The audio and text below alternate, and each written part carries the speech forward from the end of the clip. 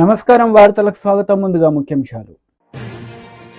మాజీ మంత్రి BRS leader Niranjan Reddy press meet, ఇరు పార్టీలపై fire. Manda Krishna Madiga press meet, పలు అంశాలపై వివరణ. మందకృష్ణ మాదిగ ప్రెస్ మీట్ నిర్వహించారు. ఈ సందర్భంగా పలు అంశాలపై ఆయన వివరణ ఇచ్చారు. ఎస్సీ ఎస్టీ బీసీ ప్రయోజనాలను దెబ్బతీసినట్టు కాదా?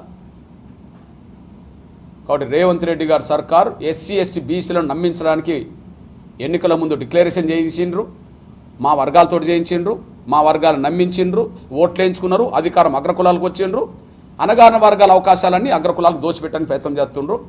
అందులో భాగమే ఇప్పటి వరకు 1 గంట సమయంలో ప్రభుత్వ అధికారులతో చర్చించి నిర్ణయం తీసుకోవాల్సిన జీవో తీయాల్సిన ఎస్సీఎస్టీలది తీయలేదు. 50% తమిళనాడు ప్రభుత్వం అమలు చేసినప్పుడు దాని ఆధారంగా ఇక్కడ కూడా 50% మినిమం ముందు అమలు చేయవచ్చు బీసీలది, దాన్ని అమలు చేస్తలేరు. దీనికి కుంటి సాకులు కులగణన నిర్వహించిన తర్వాతనే చేస్తామని చెప్పి మరి 6 నెలల్లో ఎవరు ఆపిండ్రు? 6 నెలలలోపు డిక్లరేషన్ ప్రారంభంగా 6 నెలలలోపు రిజర్వేషన్లు ఇవ్వాలి కదా, ఎవరు ఆపిండ్రు? ఎవరు ఆపలేదు. అంటే ఉద్దేశం లేదు. ఈ వర్గాల అభివృద్ధికి కట్టుబడి ఉండాలి, ఈ వర్గాల ప్రయోజనాలకు పెద్దపీట వేయాలనే ఉద్దేశం లేదు. ఎంత లేదంటే ముస్లిం డిక్లరేషన్ చేయడానికి ఖుర్షీద్ అహ్మద్ వచ్చిండు, కానీ ముస్లింలందరూ 80% పైగా కాంగ్రెస్ ఓట్లేసిండు కానీ అసెంబ్లీ ఎప్పుడు సరే ఇప్పుడు కూడా వేసిండ్రేమో. మరి ముస్లింను తీసుకొచ్చి డిక్లరేషన్ చేసిన మీరు రేవంత్ రెడ్డి గవర్నమెంట్లో అసలు ముస్లిం మంత్రి ఎందుకు లేడు? రేవంత్ రెడ్డి క్యాబినెట్లో ముస్లిం మంత్రి ఎందుకు లేడు? ఇప్పుడు చెప్పండి. ఎస్సీ ఎస్టీలు నమ్మించడానికి ఎస్సీ ఎస్టీ లీడర్ని తీసుకొస్తారు, బీసీలు నమ్మించడానికి బయట రాష్ట్రం నుంచి బీసీ లీడర్ని ఎంఆర్పీఎస్ తీసుకుంటుందని ఎస్సీ ఎస్టీ బీసీ మేధావులందరూ ఈ విషయంలో మరో ఉద్యమానికి మన విద్యార్థులను, నిరుద్యోగులను, ప్రజల్ని సిద్ధం చేయడానికి మేధావులందరూ ముందుకు రావాలని చెప్పి నేను విజ్ఞప్తి చేస్తున్నాను. ధన్యవాదాలు.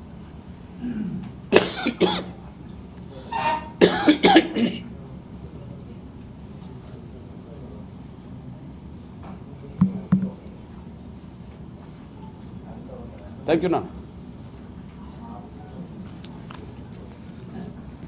రైట్. సిద్ధరామయ్య ఫోటో వచ్చిందో?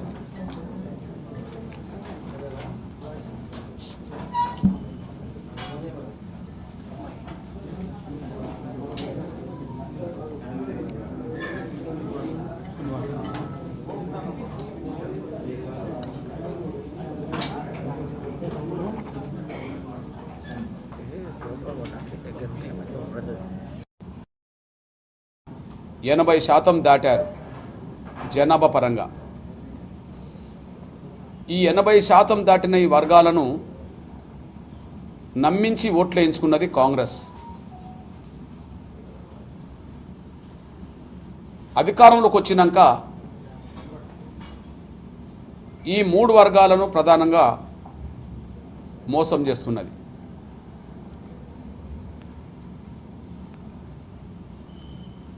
ఈ ఎస్సీ ఎస్టీ బీసీలను మోసం చేస్తున్న రేవంత్ రెడ్డి గారి సర్కారుకు వ్యతిరేకంగా ఎస్సీ ఎస్టీ బీసీలను ఏకం చేస్తాం, బలమైన ఉద్యమాన్ని నిర్మిస్తాం.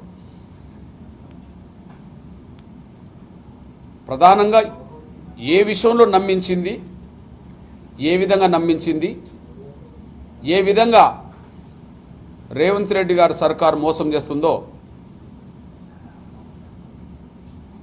రిజర్వేషన్ల పెంపుదలే సాక్ష్యం.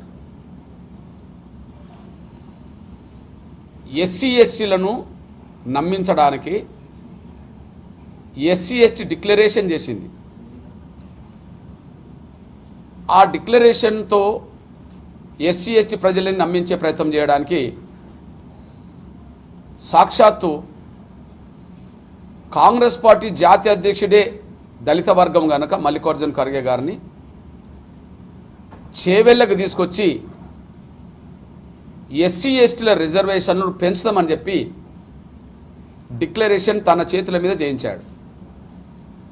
పిసిసి అధ్యక్షుడిగా రేవంత్ రెడ్డి గారు చేయకుండా ఈ వర్గాలు నమ్మాలంటే ఆ వర్గాల ప్రతినిధినే తీసుకురావాలని చెప్పి కాంగ్రెస్ పార్టీ జాతీయ అధ్యక్షుడు ఉండబడే పెద్దలు మల్లికార్జున ఖర్గే గారి చేతుల మీద చేవెళ్లలో ఎస్సీ ఎస్టీ డిక్లరేషన్ చేశారు. అందులో ప్రధానంగా ఉన్నది ఎస్సీల రిజర్వేషన్లను 15 నుంచి 18% పెంచుతామని, ఎస్టీ రిజర్వేషన్లను ఇప్పుడు అమలు జరుగుతున్న 10 నుంచి 12% పెంచుతామని అందులో పేర్కొనడం జరిగింది. అంటే ఎస్సీ ఎస్టీల రిజర్వేషన్ను పెంచబోతున్నామని నమ్మించడానికి ఎవరిని తీసుకొచ్చిందంటే ఎస్సీ ఎస్టీ వర్గాల నుంచి ఎదిగిన కాంగ్రెస్ పార్టీ నాయకుడినే తీసుకొచ్చింది, మల్లికార్జున ఖర్గే గారిని. అదే సమయంలో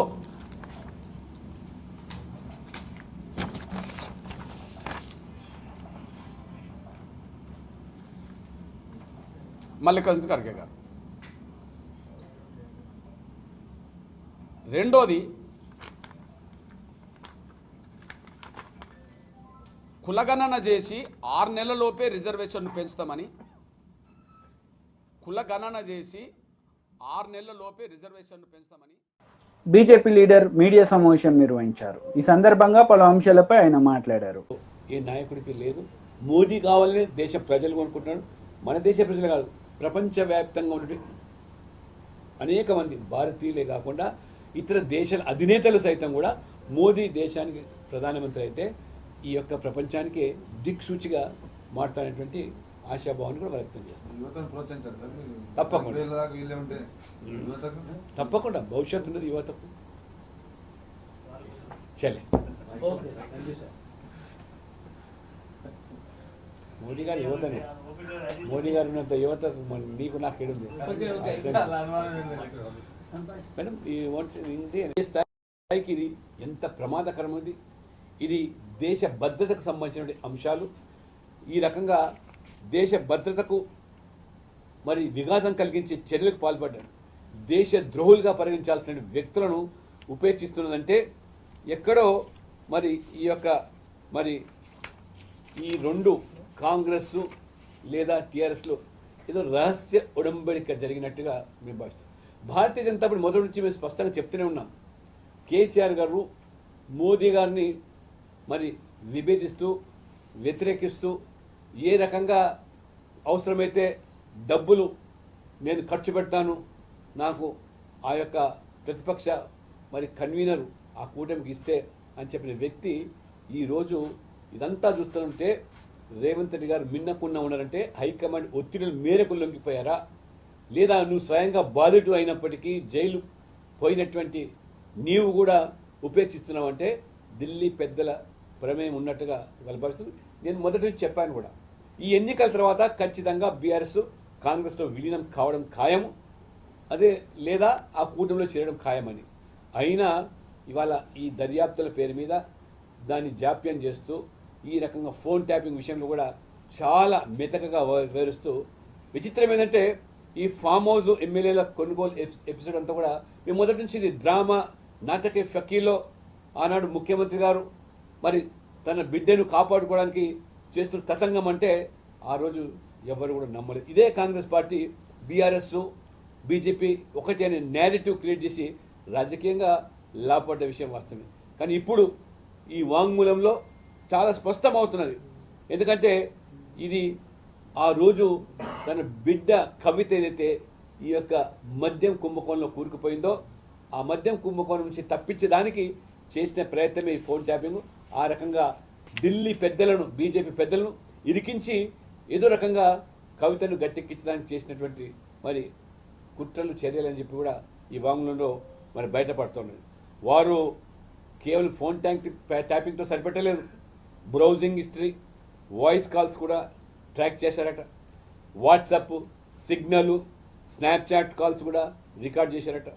మరి ఇంత ఒక ప్రజాస్వామ్య వ్యవస్థలో వ్యక్తిగత స్వేచ్ఛను హరింపజేసే హక్కులు ఈ కేసీఆర్ ప్రభుత్వానికి ఎవరిచ్చారు? ఇంత దారుణమైన స్థితికి దిగజారిన దానికి ఇవాళ ఈ ప్రభుత్వం ఉపేక్షించడం ఏమాత్రం కూడా ఇది భావ్యం కాదు. ఎందుకంటే కేసీఆర్ ప్రభుత్వం పాల్పడింది సామాన్యమైనటువంటి నేరం కాదు. ఇది ఇవాళ దేశ ద్రోహానికి సంబంధించిన అంశమైతే, దేశ భద్రతకు సంబంధించిన అంశమైతే, వ్యక్తిగత జీవితాలు కూడా ఏ రకంగా చొరబడి మరి ఆ నీచమైన స్థాయికి దిగజారినటువంటి మీద ఈరోజు ఎందుకు మరి ఈ యొక్క రేవంత్ రెడ్డి ప్రభుత్వం మరి ఉపేక్షిస్తున్నదో అందుకనే మేము భారతీయ జనతా పార్టీ చాలా స్పష్టంగా నీకు ఏమాత్రం చిత్తశుద్ధి ఉందా రేవంత్ రెడ్డి గారు నీ మీద ఒత్తిడి లేవని నీకు ఢిల్లీ పెద్దల నుంచి మరి భావించినట్టయితే వెంటనే ఈ దుర్మార్గమైనటువంటి ఈ దారుణమైనటువంటి ఘోరమైన చర్యలకు ఒడిగట్టినటువంటి ఆ యొక్క పాత్రదారులతో పాటు సూత్రధారులను కూడా అందులో ఖచ్చితంగా మీరు చర్యలు తీసుకోవాల్సిన అవసరం ఉంది.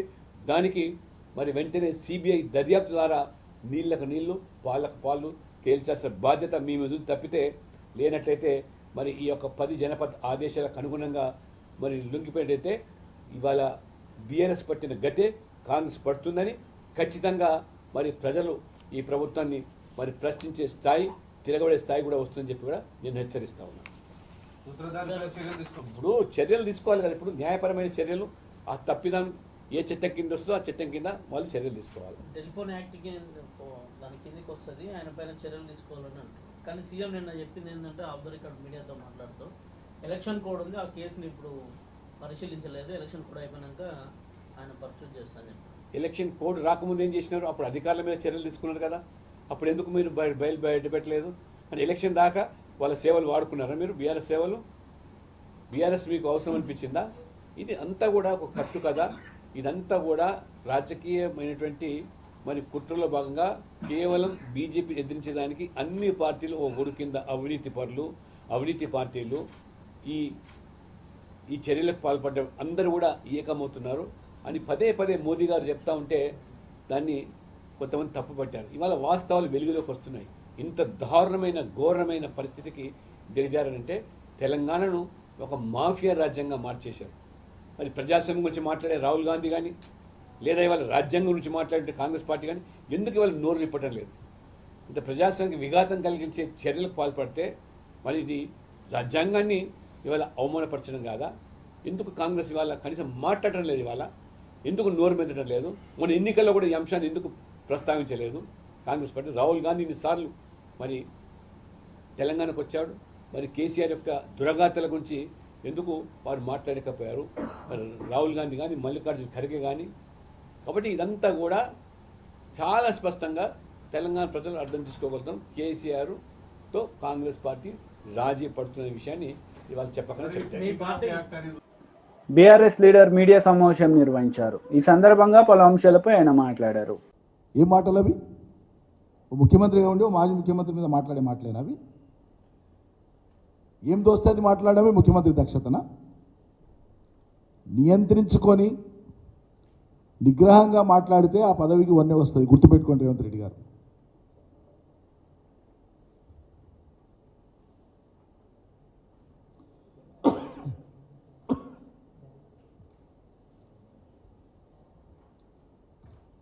అందువల్ల ఇప్పటికైనా మీరు ఇచ్చిన మాటలకు కట్టుబడి వాటిని అమలు చేసి దాని మీద దృష్టి పెట్టండి. నిజంగానే ప్రభుత్వం దగ్గర కానీ ఏదైనా నిర్దిష్టమైన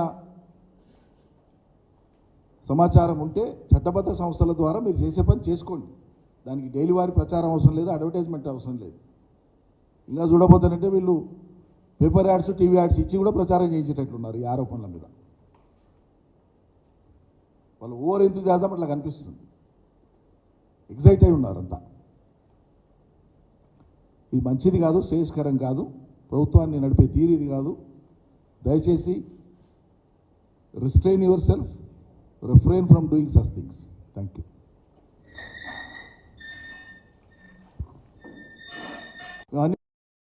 అమలు చేసినా కదా ఇంకేడు ఉన్నాయన్నట్టు మాట్లాడతారు. చివరికి ఎన్నికల సందర్భంగా రాహుల్ గాంధీ వస్తే ఆయనతో కూడా చెప్పించినారు మహాలక్ష్మి పథకం కింద 2500 ముడుతున్నాయని.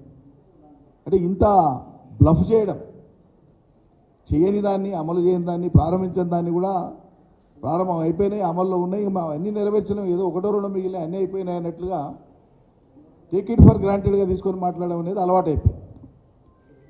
కాబట్టి వాళ్ళు ఇచ్చిన హామీలు అమలు కానటువంటి యొక్క ప్రతిఫలం లేదా దాని యొక్క రిఫ్లెక్షన్ ఏంటంటే ఇవాళ అన్ని వర్గాల ప్రజలు కూడా తీవ్రమైనటువంటి వ్యతిరేకత, అసంతృప్తిని కలిగి ఉన్నారు. ప్రధానంగా రైతాంగ ప్రజలు.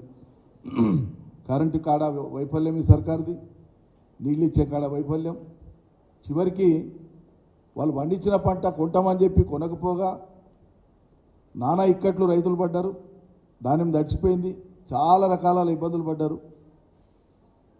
బోనస్ ఇస్తామని ఎగ్గొట్టిండ్రు, బోనస్ మీద తలా తోకలేని మాటలు, ముందుతోన సన్నోడ్లకే ఇస్తామని, తర్వాత మిగతా కూడా పరిశీలిస్తున్నామని, విధి విధానాలు రూపొందిస్తున్నామని.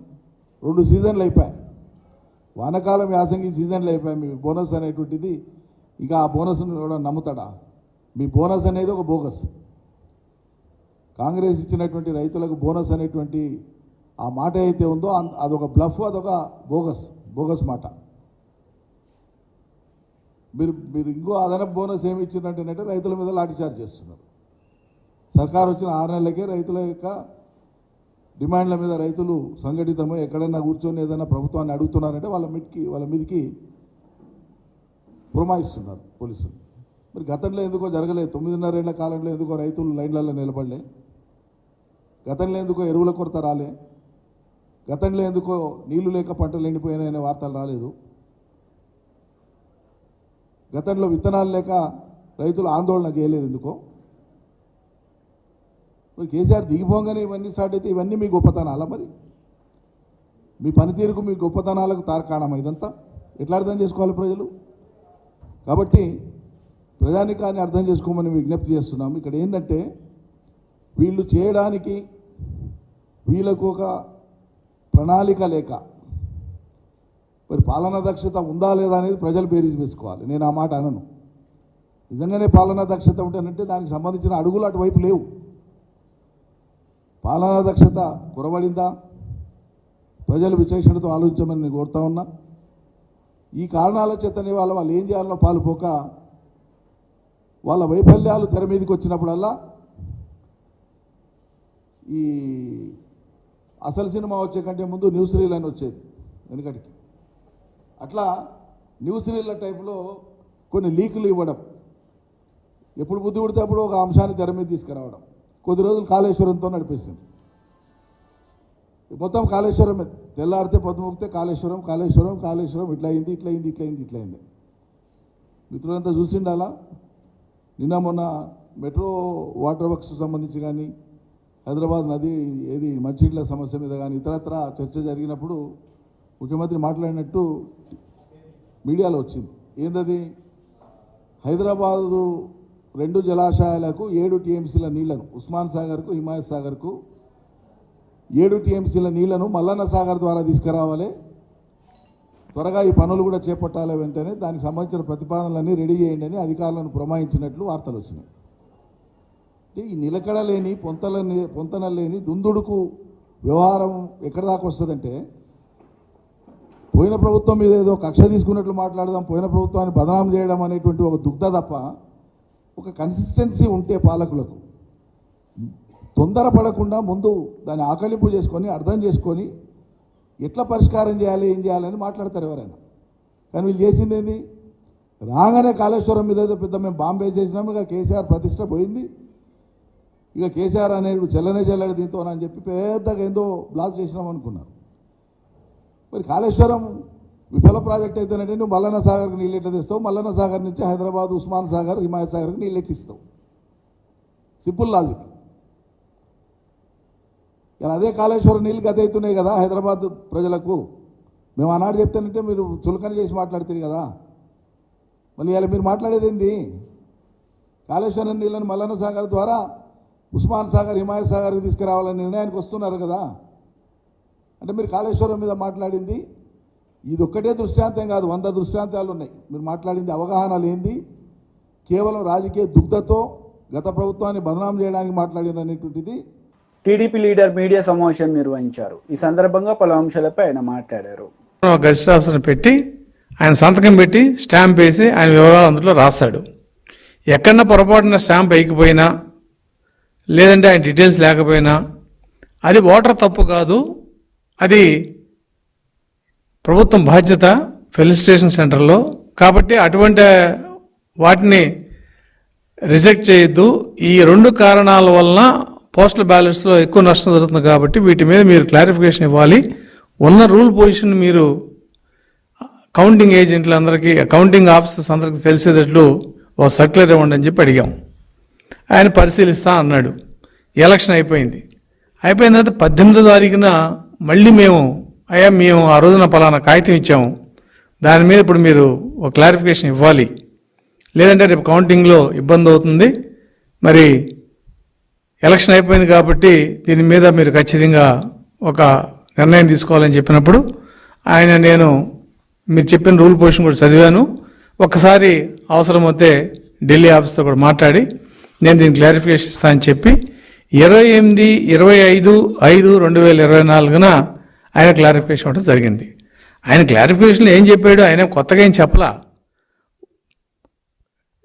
గవర్నమెంట్ ఆఫ్ ఇండియా అంటే సెంట్రల్ ఎలక్షన్ కమిషన్ ఇచ్చిన సర్క్యులర్లో పారా 3లో పార్ట్ 10లో ఉన్న అంశం ఏంటి, a postal ballot cannot be rejected merely on the ground that attesting officer has not put his seal on the declaration of in form 13A if the attesting officer has given all relevant details with regard to the name designation on that form అని రూల్లో ఉంది. అది అంటే ఏంటి, ఈ pressure of వర్క్లో ఇవాళ 5,04,97,000 postal ballots వచ్చినాయి service oats కాకుండా.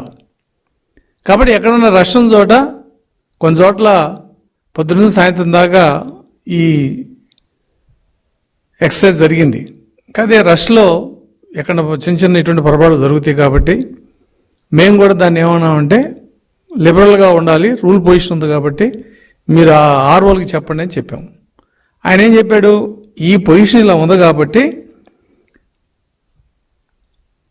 ఆ గజిటెడ్ ఆఫీసర్ ఎవరైతే స్టాంప్ వేయలేదో ఆయన వివరాలు అందుట్లో ఉంటాయి కాబట్టి ఆ వివరాలని మీరు అన్ని జిల్లాల్లో షేర్ చేసుకోండి. ఎందుకంటే నా ఓటు వేరే జిల్లాలో ఉండి నాకు ఎలక్షన్ డ్యూటీ వేరే జిల్లాలో ఉంటే నేను ఎక్కడ పని చేస్తున్నా అక్కడికి వెళ్ళి ఓటేయాల్సి వచ్చింది. కాబట్టి ఆ ఓటు మళ్ళీ తిరిగి నేను ఓటు పనిచేసి జిల్లాకు రావాలంటే వాళ్ళు ఒక కలెక్షన్ సెంటర్ పెట్టుకున్నారు, అన్నీ పంచుకున్నారు. కాబట్టి అందరు ఆర్ఓలకి, ఈ రాష్ట్రంలో 175 మంది ఆర్ఓలు కూడా ఈ డీటెయిల్స్ ఏ గజిటెడ్ ఆఫీసర్ అటెస్ట్ చేశాడనేది పంపించండి అని చెప్పి ఆయన చెప్పాడు. అలాగే ఈ రూల్ పొజిషన్లో ఏదైతే ఉందో దాన్ని ఫాలో అవ్వండి అన్నాడు. రూల్ పొజిషన్లో ఏముంది, పొరపాటున ఎక్కడన్నా ఆయన సీల్ కానీ ఏమైనా వేయకపోతే అటువంటి వాటిని మీరు కన్సిడర్ చేయాల్సిందే అన్నాడు. రెండో అంశం ఏంటి, ఫాస్మెయిల్. ఫాస్మెయిల్ మీద రూల్ పొజిషన్ స్పెసిఫిక్గా ఉంది, దాన్ని మేము అడిగాం. రెండోది ఎలక్షన్ కమిషన్ రూల్స్లో ఏముంది, ఎవరైతే పోస్టల్ బ్యాలెట్స్కి ఆర్ఓగా ఉన్నారో ఆ ఆర్ఓ బ్యాలెట్స్ మీద ఫాస్మెయిల్ వేయాలి అని ఉంది. వేయకపోతే రిజెక్ట్ చేయమని ఎక్కడా లేదు. పోస్టల్ బ్యాలెట్స్ మీద కనుక ఫారం 13A కానీ 13B కానీ వీటి మీద ఓటర్ సంతకం లేకపోయినా, ప్రాపర్ అటెస్టేషన్ లేకపోయినా దాన్ని రిజెక్ట్ చేసే అవకాశం ఉంది తప్ప ఫాస్మెయిల్ లేకపోతే బ్యాలెట్ అని తీసేయమని ఎక్కడ లేదు.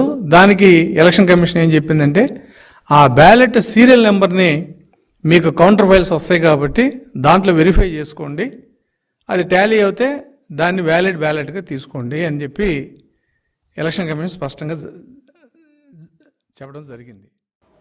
బీఆర్ఎస్ లీడర్ మీడియా సమావేశం నిర్వహించారు. ఈ సందర్భంగా పలు అంశాలపై ఆయన మాట్లాడారు. జాతీయ జెండా ఆవిష్కరణ, దాంతోపాటు మా పార్టీ బీఆర్ఎస్ పార్టీ జెండా ఆవిష్కరణ కూడా, జెండాను ఎగిరేయడం కూడా జరుగుతుంది. జాతీయ జెండాను ఎగిరేయడం, పార్టీ జెండాను ఎగిరడం కూడా జరుగుతుంది. దాని కొనసాగింపుగా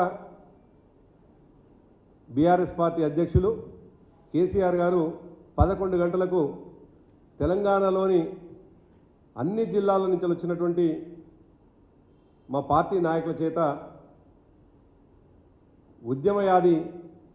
ఉద్యమ సందర్భంగా జరిగినటువంటి అనేక ఘట్టాలు, దాంతోపాటు 10 సంవత్సరాలు జరిగినటువంటి అభివృద్ధి విషయంలో కూడా ఒక సభ నిర్వహించడం జరుగుతుంది.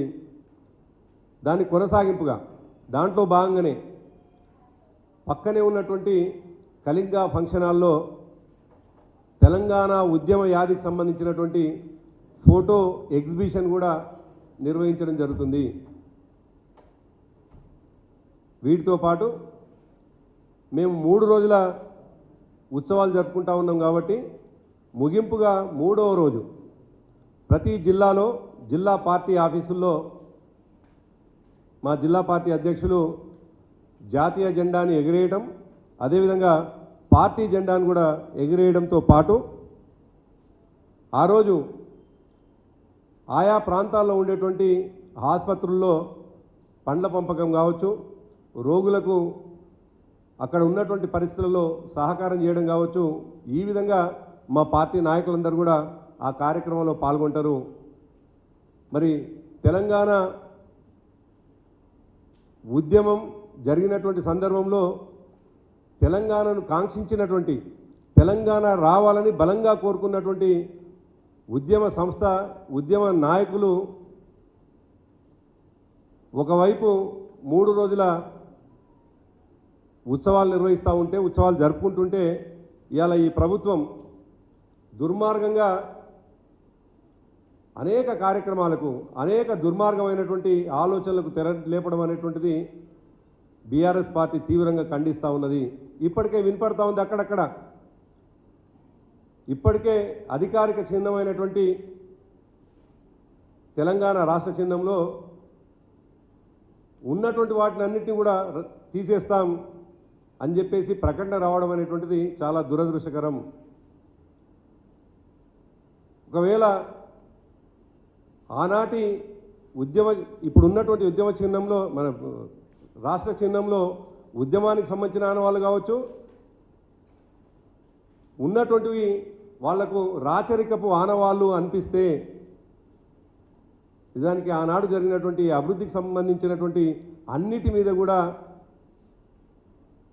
వాళ్ళు ఆనాటి జ్ఞాపకాలని, ఆనాటి అభివృద్ధిని కూడా చెరిపేసేటువంటి ప్రయత్నం చేస్తున్నారా అనే అనుమానం కూడా కలుగుతుంది. ఇవాళ కాకతీయులకు సంబంధించినటువంటి కళా తోరణాన్ని తీసేస్తాం అని చెప్తున్నటువంటి ప్రభుత్వం, మరి కాకతీయులు కట్టినటువంటి గొలుసు కట్టు చెరువులు కూడా తీసేస్తారా? వాటిని కూడా విధ్వంసం చేస్తారా? ఆనాడు నిర్మాణం చేసినటువంటి దేవాలయాలు, అనేక దేవాలయాలు ఉన్నాయి, వాటిని కూడా ధ్వంసం చేస్తారా? అదేవిధంగా అసఫ్జాయిల కాలం కావచ్చు. వార్తలు ముగించే ముందు ముఖ్యాంశాలు మరోసారి. మాజీ మంత్రి BRS leader Niranjan Reddy press meet, ఇరు పార్టీలపై fire. Manda Krishna Madiga press meet, పలు అంశాలపై వివరణ. ఈ వార్తలు ఇంతటితో సమాప్తం. తిరిగి ప్రసారమయ్యే వార్తలు మళ్ళీ కలుద్దాం. అంతవరకు సెలవు. నమస్తే.